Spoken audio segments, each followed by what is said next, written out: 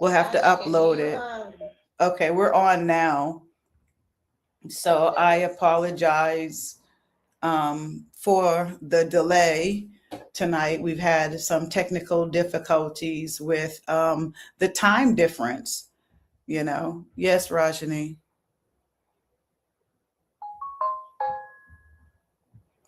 I can't hear you. I'm only can have my StreamYard up for volume.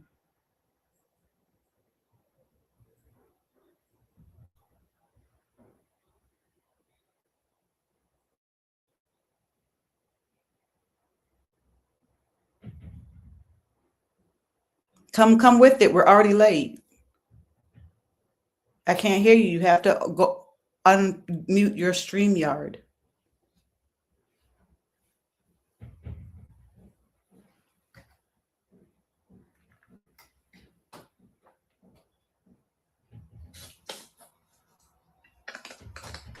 Okay, we're gonna get ready to get started. So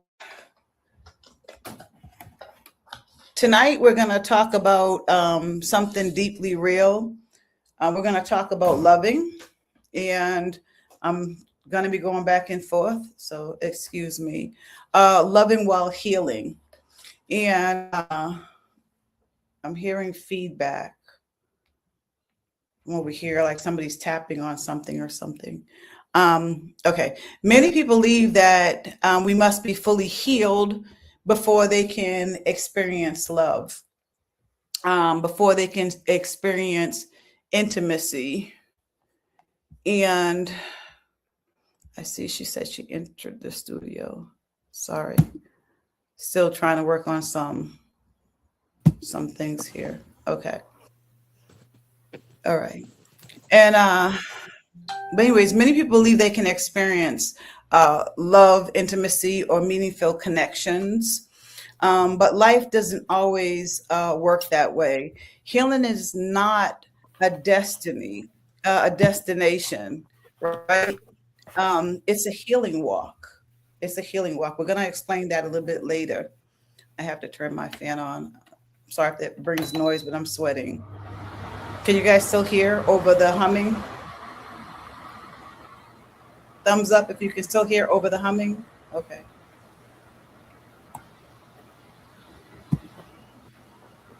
Okay. So healing is not a destination. Healing is actually a walk. And sometimes that very relationship that we enter into becomes mirrors. You know, it becomes mirrors that show us where we still need growth. Because sometimes we don't know that how far along we've come on our healing journey until we actually matched up with somebody else, right? And so, loving while healing means learning to connect without losing yourself, without abandoning ourselves, and it means opening our heart while still honoring our boundaries. So, opening our heart while still honoring our boundaries, and um, it means choosing growth over comfort. Let me say that over here. It's choosing growth over comfort. Okay. It is not about perfection, but it is absolutely about awareness. And so, with that being said, I'm going to go ahead and pass it off to Asia. And she's going to talk a little bit about you can want love and still be healing. So, Asia, I'll pass it over to you. Hi, can you hear me? Hmm. Ooh, that's feedback. Um, One thing, can you let Raj back in on StreamYard?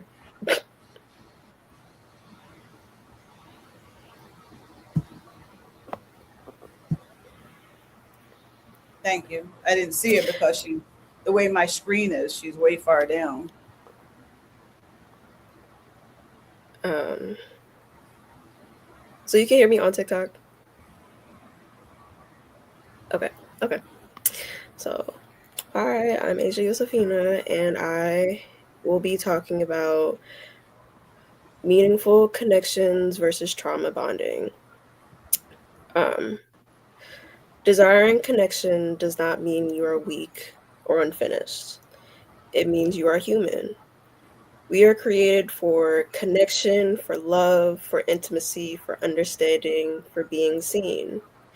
So the desire for love is not the problem. It never was. The challenge is not wanting love. The challenge is losing yourself while seeking love. Because if we're honest, many of us were never taught how to love and remain whole at the same time. We were taught how to attach, how to hold on, how to keep people, but not always how to keep ourselves. Healthy love supports your identity. It makes room for your voice, your boundaries, your growth. But unhealthy love, even when it feels good at first, can slowly erase you. And the scary part is, it doesn't always feel toxic in the beginning. Mhm. Sometimes it feels like closeness, like comfort, like I finally found someone. Um, Sorry, I lost my place.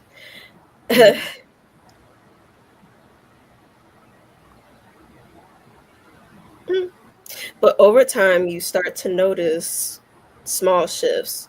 You hesitate before speaking, you overthink your feelings, you question if your needs are too much, and little by little, you begin to shrink.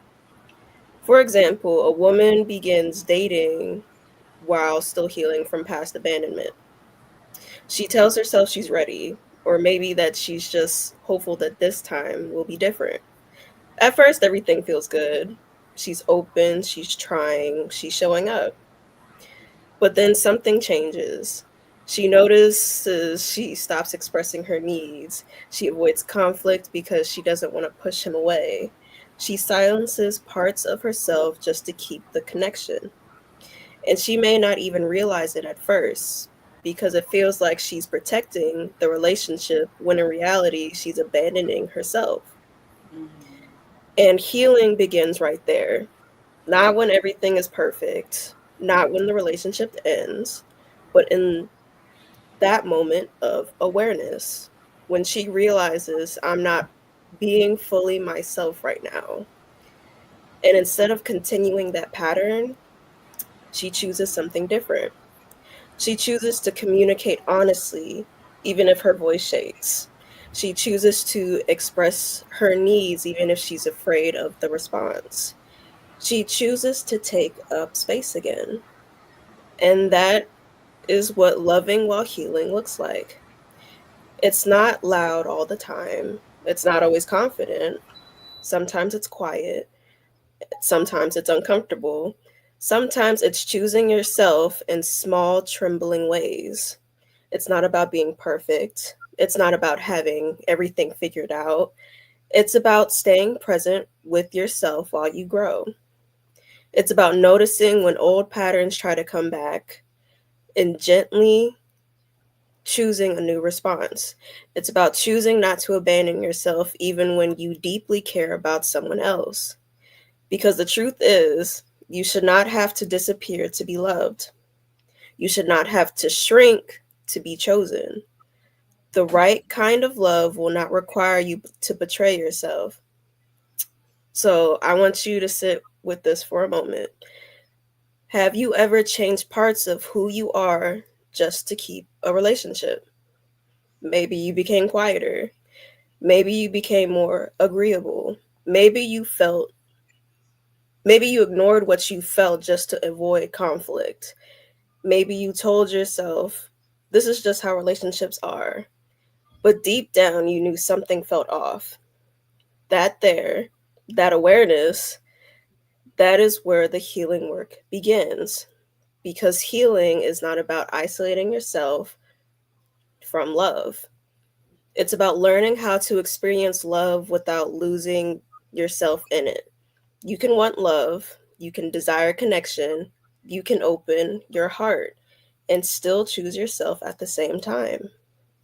Both can exist, and as you continue healing, you won't just seek love that feels good. You begin to choose love that feels safe, honest, and aligned. I will pass it back to Arike now. Thank you. I couldn't help it, but we'll talk about that after. Thank you so much, Asia.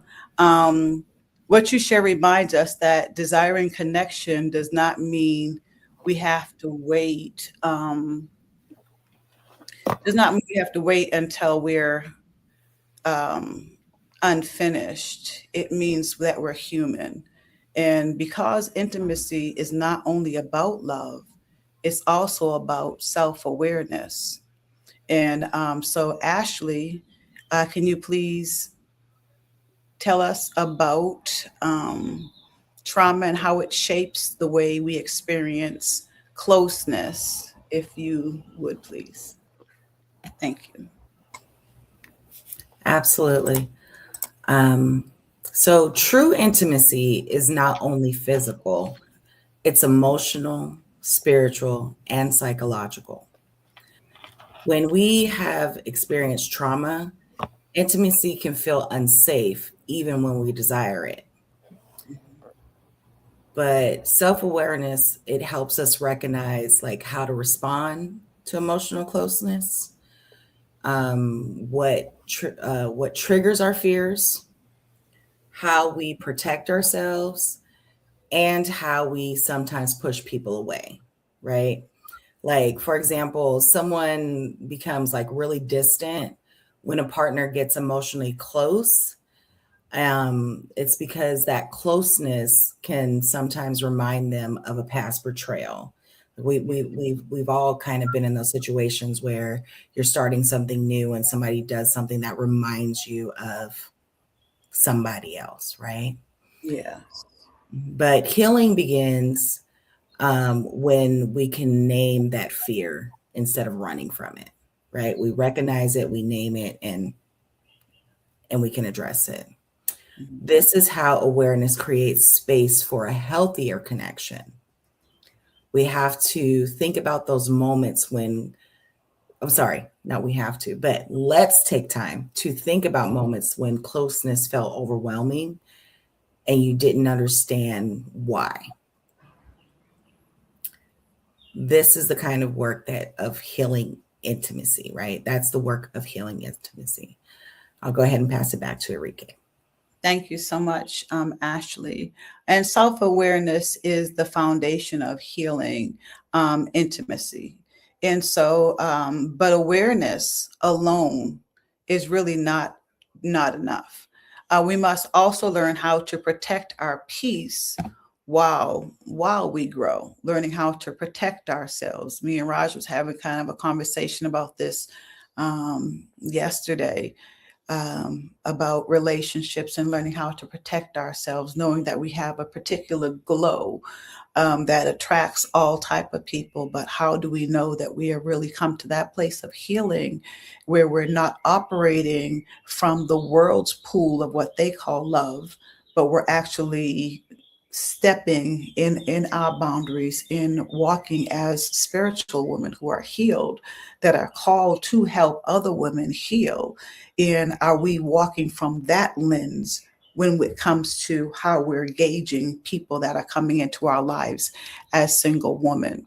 And so I think that's a great segue, where Rajni can now start to talk to us about boundaries as an act of self-love. So Raj, take it away. Yes, ma'am.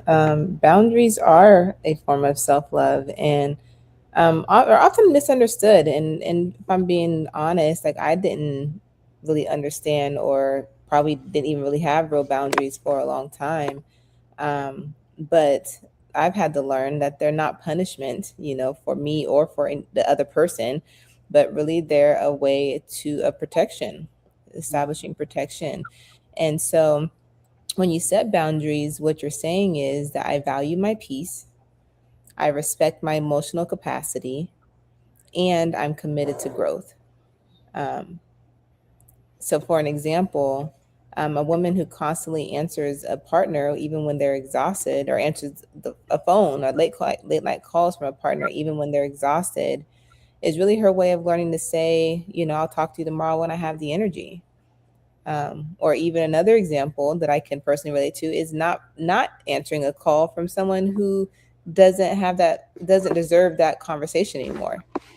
Being able to, if closure was had or wasn't, letting it be what it is without feeling like you have to allow yourself to reopen a doorway or give someone access again, when they've shown themselves to not respect your boundaries, or so this creates respect instead of resentment, right? Because you're not resenting the person, you're not resenting yourself for allowing the person to come in, right? And you care deeply enough about yourself, you can care deeply and still step back, right?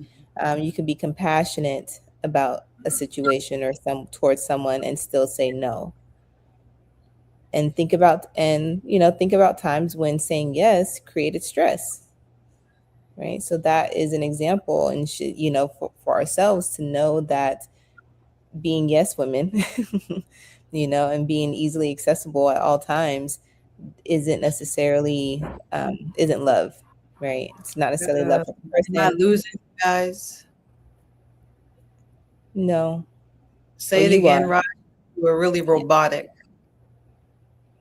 I was saying that saying yes, in times when we have said yes that cause us, and it has caused us stress on the backside, is an evidence, is evidence that saying yes all the time and being yes women, right, doesn't equate to love, right?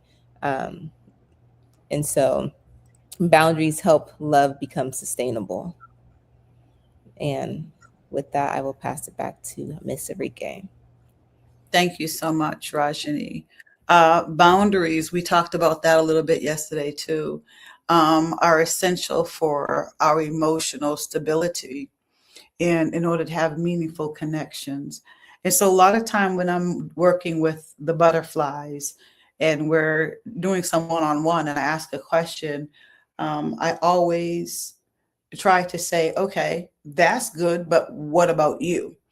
Right. And so with me, they realize that it's not so much being able to talk about so and so did this to me, or he did that to me, or she did that to me. You probably get to tell me that story maybe once before I say, okay, now tell me what you did. Tell me what you learned. Because accountability starts this way with the mirror, with our face, our nose to the mirror. And in so many places, we are not held accountable in the way that we're going to truly grow. The way that we're going to truly heal is by learning our voice and holding that mirror up. And as I say, looking at the ugly and knowing that there's something deeper that we have to learn, that we should be learning, and that we don't truly understand the level of healing that we need in our community. And it's like really not time to play games anymore. People really need to start to heal. And so I'm going to talk a little bit about the community in healing. And so healing is not only personal. It's not just about us healing. Of course, that's where it starts. I take care of I, so when I come back, I'm better to be in the we, right? But healing is also revealed through what we're doing right now in having community, being reflective with one another, understanding that we have unresolved wounds in our community. Our emotions, our reactions, our growth areas, all these things have to be looked at and analyzed, because true healing spaces allow people to be human, not perfect. And so the example in a sister circle, one member feels triggered, right, by another success. instead of gossiping, it's time to reflect. What's that insecurity? Because that's what that truly is. When another sister walks into a place and your first thing is, ooh, what's wrong with her? Ooh, she thinks she all this. Ooh, she thinks she's all that. We're not operating from a place of love. That's a place of jealousy. That's a place that there's something inside of you, not that woman who's confident, not that woman who's doing her thing. There's nothing wrong with her. But why do you feel that way about another Black woman that simply walked into a room? There's something internal. These are the things that we work on. So that becomes now, once we start to learn, that's why we're doing the breathing and learning how to separate ourselves and take those quiet moments to ourselves, to listen, to set ourselves, to reset our nervous system, right? So that we can actually really stand in our truth, so that we can actually begin to grow, that we can begin to mature. So think of times conflict became a teacher instead of destruction. Once you start to learn how to not react to everything, but to sit back and kind of listen, and then you start to see yourself start to change. That's how healing communities operate. We're not perfect. We're not proclaiming to be perfect. We're not saying we won't tick you off. We're not saying we won't tick each other off. We're not saying that we won't cross one another's boundaries. What we're saying is when it happens, though, the way that we take care of it is completely different than if we were in the world system. Because the world system says, cuss her out. The world system says, talk about her. The world system says, gossip and call somebody and tell somebody about somebody. The world says, read them, whatever the word is nowadays. I don't know. Are we reading people? Or are we? I don't know what the lingo is nowadays for when somebody is getting ready to, cuss you out nicely, But those are the things that the world shows Black women, especially, doing all the time in this caricature of Black women that they have put in our face. These literally people that they have literally pieced together and put a microphone and put in our community and said, this is what represents the Black woman. Well, that's not true. That is somebody's job. That is somebody getting paid to do what they do. But when it comes down to how Black women, our sisters, how we really move, when we're in our right self, when we've pulled ourselves away from all this other nonsense and we remember who we are, there's a strength and there's a love there. And that's what our community needs. And I'll go ahead and send it back to the butterflies real fast before we close out.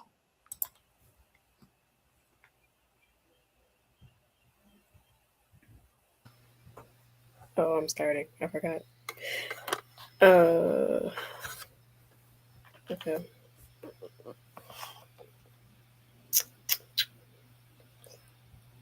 So, right. Okay. So many people confuse intensity with love. Strong emotions, fast attachment, deep conversations early on. It can feel powerful, it can feel real, but intensity is not always connection. And just because something feels deep does not mean it is healthy. There's a difference between meaningful connection and trauma bonding. And if no one has ever explained that difference to you, it's easy to mistake one for the other. Meaningful connection is steady. It builds over time. It feels safe, even in vulnerability. You don't feel like you have to perform. You don't feel like you are constantly trying to keep it. You can be yourself fully without fear of losing the person. But trauma bonding feels different. It often starts very intense, very fast. There's a strong emotional pull, a sense of this feels different or this feels like it's meant to be. But underneath that intensity, there's inconsistencies, high highs and low lows, moments of closeness followed by distance, affection followed by confusion. And what happens is your emotions gets tied to unpredictability. You begin to crave the good moments because they feel so relieving after the painful ones.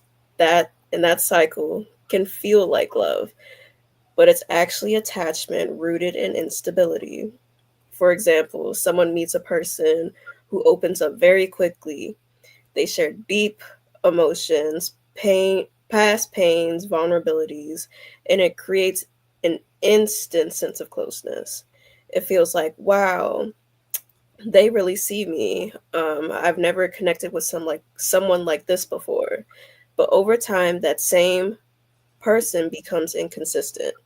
They pull away, they come back, they give just enough to keep the connection alive, but not enough to make it secure. And instead of feeling grounded, you feel anxious. You overthink, you question yourself, you wait for the next moment of reassurance. That is not meaningful connection. That is emotional dependency being built through inconsistency. And it's important to understand.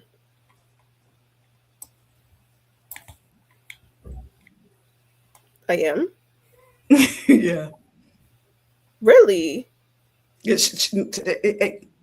You're good. yeah, you're good. Nobody knows.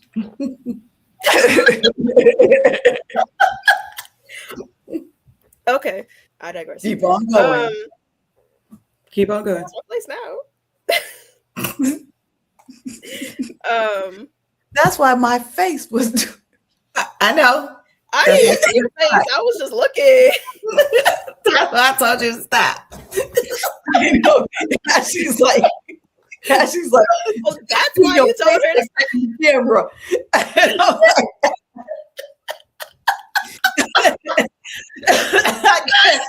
I'm like, I wear my emotions. I swear I would never be good for nothing. Nothing.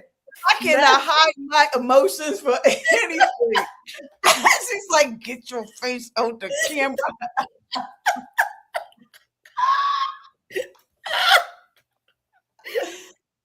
We ain't sharing this one with nobody. I love us. I love us. I'm being discreet, I'm just sitting here trying to be quiet, trying to let the moment pass, but it's like, All right. so much for the chat, to like disregard, this. It's okay, girl. It's Let's go. great. Asia, you girl, keep going because it's great. Right. You shouldn't even Okay. said nothing, Mr. Rike. You just let her keep on. Well, I put it in the chat and she Right.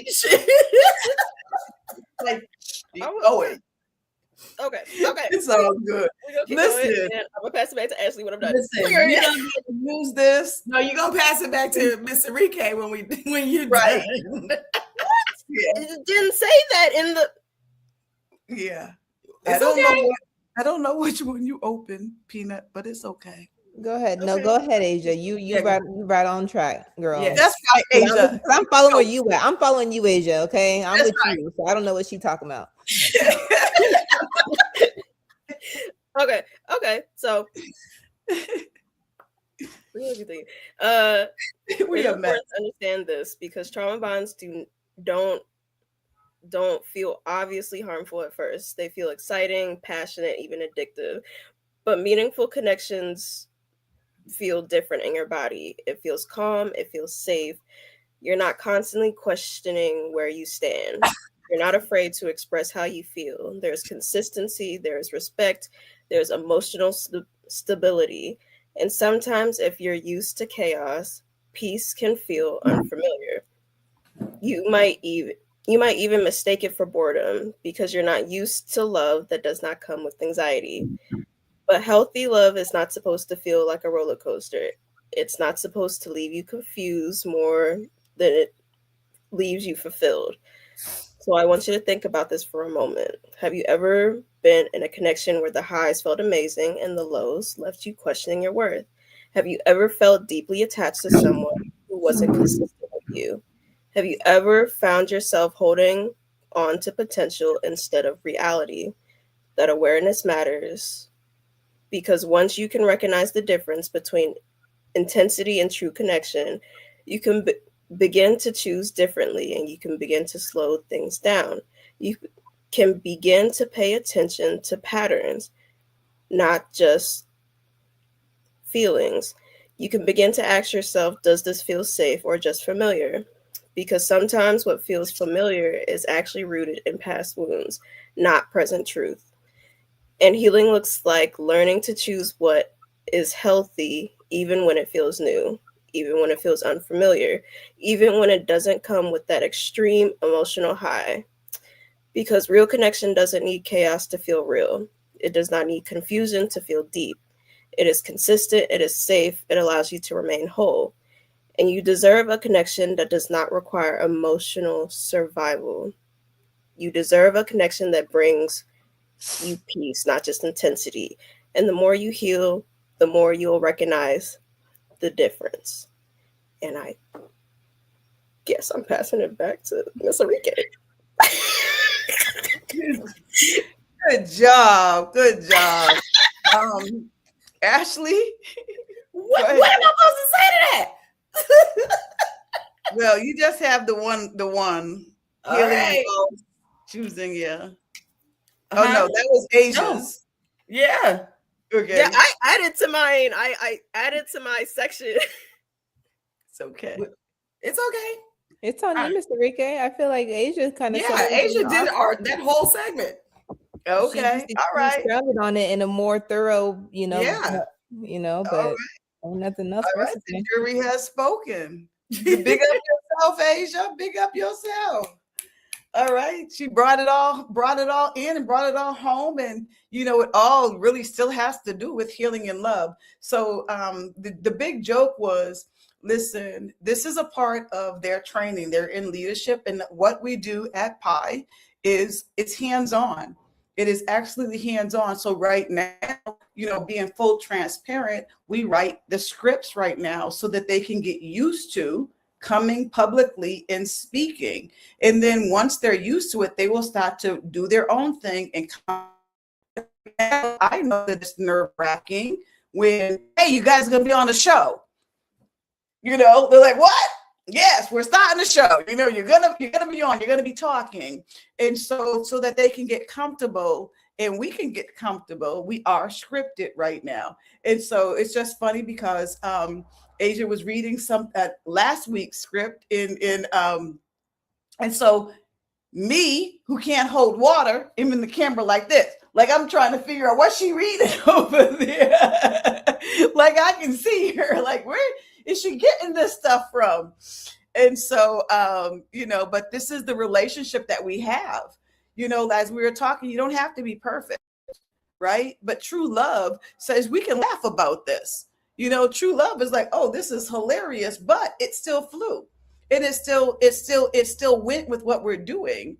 And so that's, the hilarious reality and the transparency of who we are. We don't fake. We are very transparent. We're very real. And this is the type of community I think that people would love to come into. So as we close, tonight we did talk about loving while healing, right? We talked about loving while healing. But this conversation is actually even bigger than relationships as far as intimacy goes.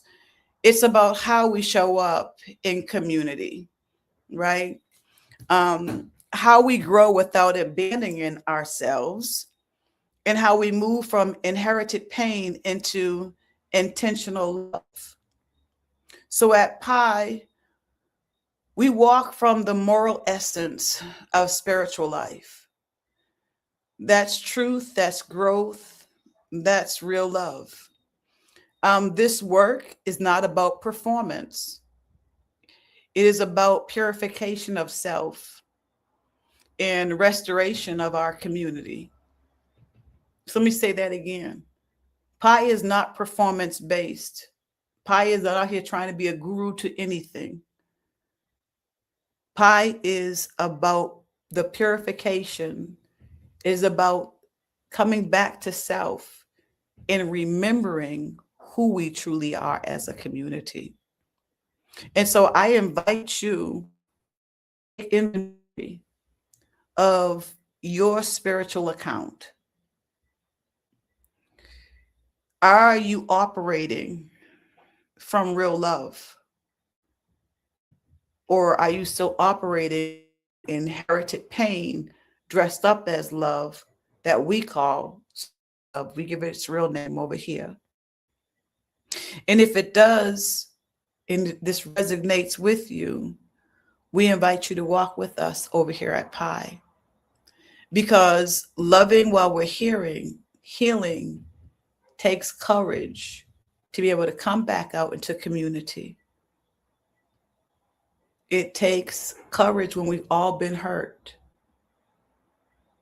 And I will just say this to my community, that whether you see this now, whether you see this later,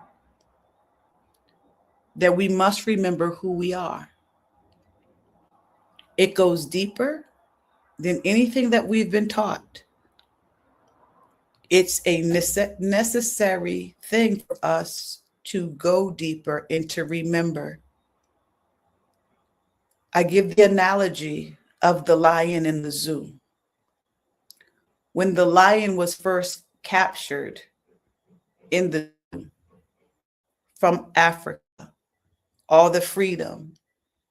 Now, mind you, when we were walking in our rightful position, we didn't need a zoo. You can go to Africa today and the brothers, our sisters are walking alongside the lions where you can pay now to walk with the lions and all these things. We shared the earth. It was our responsibility to take care of the earth and the things of the earth. And when we did that, we did it guns for animals. We didn't need all the stuff that we have today, which is actually from a Western culture. But what happened was there was a certain people that came and said, ooh, look at those lions and look at how they move and look at that. We're going to take them and we're going to bring them to where we live and we're going to put them in a fake habitat. Now you have to imagine the first set of lions probably were getting whipped an awful lot because they probably kept trying to escape because they knew where they were was not really their home.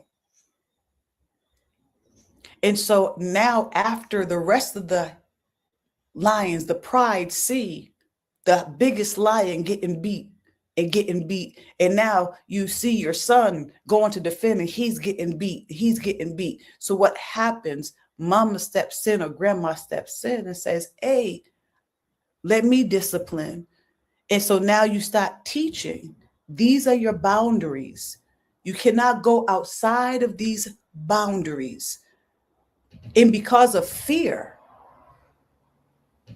the mama lioness instills in the cub, don't raise your voice. Don't roar to your greatest capability. Don't use your full strength on these men when they come in through this gate. They will feed us. They will clothe us. They will provide for us. And so then what happens after a number of generations, the cubs now grow up and the cubs have babies. And now the babies have no recollection because all of the elder lions are gone away.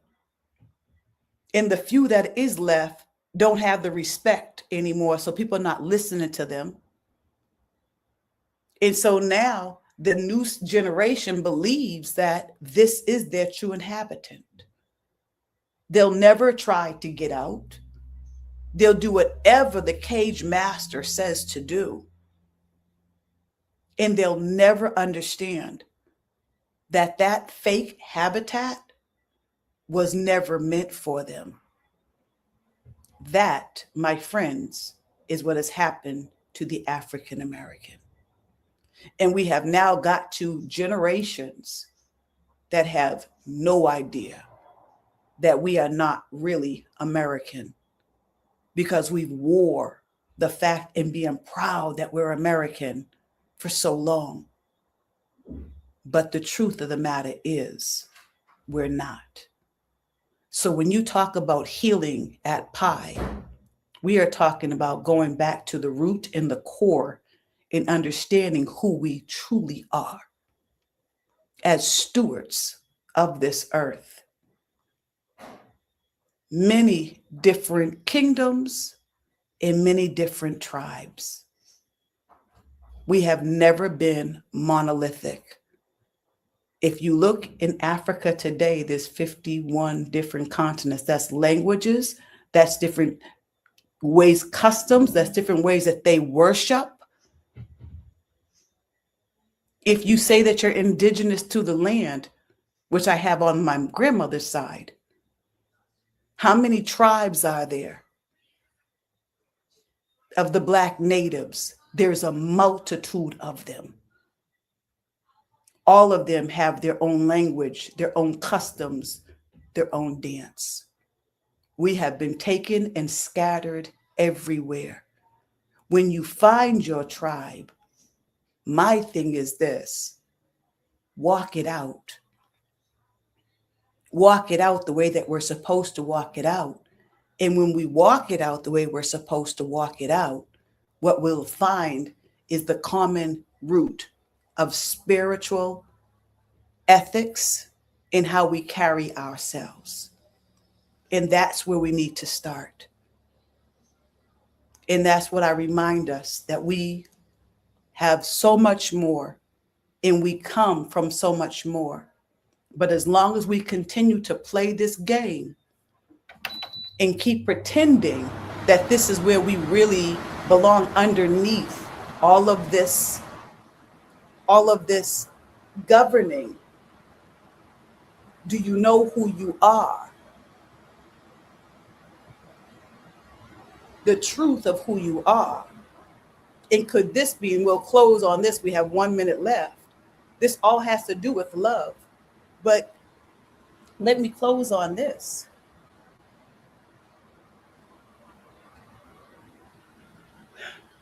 That deep healing that we need right now, we must start looking at what we have been doing and stop with the error. And the one thing that we have done that has always hurt us is not look at each other with love and respect for one another, even though we're from a different tribe. Instead, we hurt each other. We kick each other's altars over and we say we're demons. But all we've done over here is really follow the forefathers of those that hurt our ancestors. It is time for us to look to our own forefathers that knew how to cultivate, that knew how to go to the herbs and heal. The doulas that knew how to make sure we had births, because in America, Black women lose their children 7-1 to every other race. In America, doing America's ways, our children are going to prison and not getting reformed. They're getting turned into animals, doing it the American way. If we were back where we were supposed to be, we would have order. Whatever tribe that you're in, there's a standard of moral character. And that's what we need to look at, the foundation. How will I know who they are? For the love they have for one another. It is not about loving everybody who believes what you believe. That's easy. Can you love your other brother and sister that might not believe how you believe, but they're just as righteous as you? And this is what we miss. I pray just as much as my Christian sister prays. I pray just as much as my Hebrew sister prays. I pray just as much as my Ifa sisters pray. I push my plate back. I work on my character. Why? Because the spirit of true love is not bipolar. In the foundation of true love, in the essence of true love, opens your eyes where you no longer have to debate, because you can see that that's another righteous person. They just happen to be in another tribe.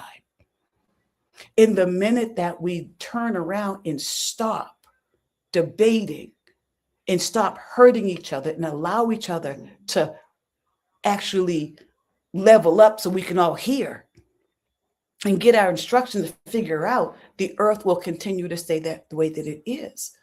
While we have the real demonic that are taking our children, raping our children, eating our children, doing the most disgusting things to our children. These are the people who are in control. And so we must find the love.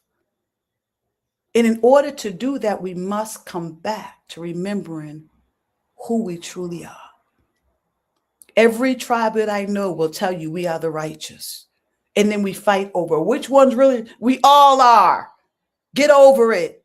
If you're doing the steps, if you're applying the steps in whichever path it is, you will land in true love. That's why we have to dig deep and get past the surface, because the surface tells us we can't do this, but it's a lie, because you do it every day if you go to work. And with that, we'll end. But this is all about love.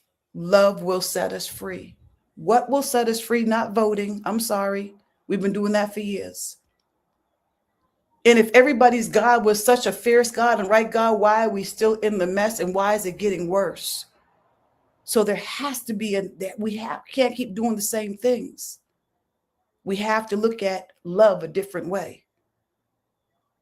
We have to look at spirituality in a different way and be okay with it. And from that, from our hearts to yours, thank you so much for being with us tonight. We are Pi. I am Marike. That's Asia up there, baby girl Josephina. You have Rajani Nicole with the sweater that she is waving. And then you have Ashley Thomas. And we are the leadership team and the aspiring leadership team. And we are open, and we're looking for more like-minded people to come to join us, to learn our training, our healing, the way that we heal. And, you can even earn some dollars.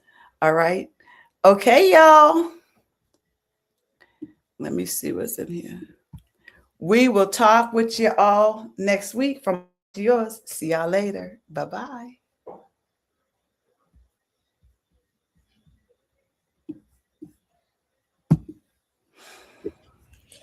Before I start talking, can we get off live?